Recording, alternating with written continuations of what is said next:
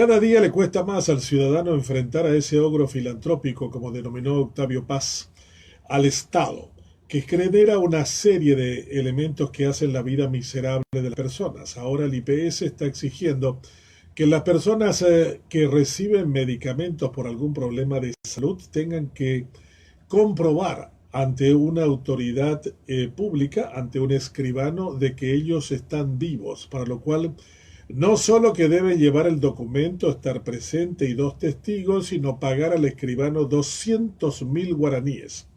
Y estamos hablando de que todos los jubilados de la previsional deben hacer eso si realmente pretenden que le den los medicamentos, que también son bastante escasos desde hace un buen tiempo. Todo lo que se tiene que hacer mal en términos administrativos está condensado en la administración del IPS, que al no tener recursos económicos para las cuestiones sanitarias, puede darse el lujo de gastar casi 10 millones de dólares en cuestiones de seguridad, lo que significa simplemente un gran negociado.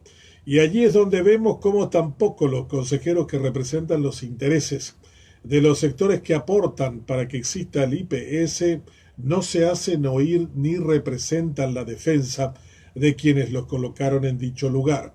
El mayor moroso del IPS es el que tiene la presidencia. En este momento un médico de apellido Battaglia, cuyo interés principal es ser senador de la República en el siguiente periodo. Mientras tanto la gente se muere o tiene que pagar 200.000 para demostrar que no está muerto. En el IPS todo se hace en contra de la gente, haciendo miserable la condición humana a pesar de haber sido el sostenedor permanente en términos de recursos. Urba Inmobiliaria, pon los pies sobre tu tierra. Una de las cuestiones importantes a desarrollar en tiempos electorales es la memoria, algo que siempre decimos que en el paraguayo es bastante corta. Ahora deberíamos pasarle la factura a nuestros políticos en función de las cosas que vimos que fueron gravosas para todos y que nos perjudicaron notablemente.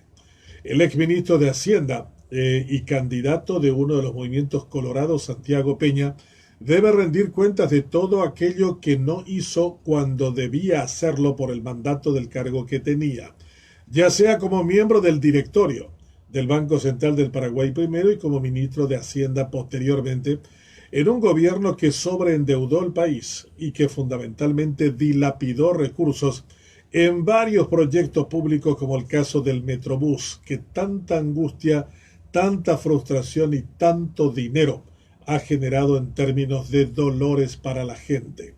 La memoria no debe ser selectiva, deberíamos aplicar los ciudadanos cada vez que nos toque votar. Pasarle la factura a los políticos es una de las cuestiones que el mandante debería ejercer para que la democracia se consolide. No olvidar aquello que se hizo mal y que es responsabilidad de alguien que plebiscita su nombre para un cargo público es una cuestión central a tener en cuenta. Si no lo hacemos, podemos correr el riesgo de estar premiando como el intendente Asunceno, que ahora es demandado por miembros de la Junta Municipal por el pago de un servicio de recolección de basura a una empresa por casi 3 millones de dólares sin tener argumento para el mismo. Todas estas cosas podríamos haber evitado si tendríamos la capacidad de desarrollar la memoria, para lo cual esa debe ser parte del látigo con el que castiguemos a los políticos que tanto daño hicieron al país. Urba Inmobiliaria, traemos desarrollo. La educación está lentamente volviendo a la normalidad, pero con grandes dificultades en un grupo de maestros que realmente no sienten la vocación de enseñar y con unos padres que están muy contentos con la mala calidad de enseñanza que reciben sus hijos. Hay que cambiar por completo los paradigmas de la educación. Los que tenemos no sirven y los propios maestros lo saben, se sindicalizan, se agavillan en estructuras mafiosas que lo único que hacen es reclamar mayores niveles de ingreso, pero sin hacer ningún énfasis en la calidad de enseñanza que debieran dar. Ahora han vuelto a rendir varios que pretenden ser maestros. Los aplazos han sido de nuevo enormes, como el año pasado, donde solo el 10% aprobó el segundo nivel de exigencia para estar al frente de niños y jóvenes en nuestras escuelas y colegios. Hay que hacer una revolución enorme en materia educativa. Hay que tener el deseo de volver a encender una llama apagada desde hace muchos gobiernos que utilizaron la educación como un trampolín electoral para su partido y para sí mismos, degradando aún más la ya degradada educación paraguaya.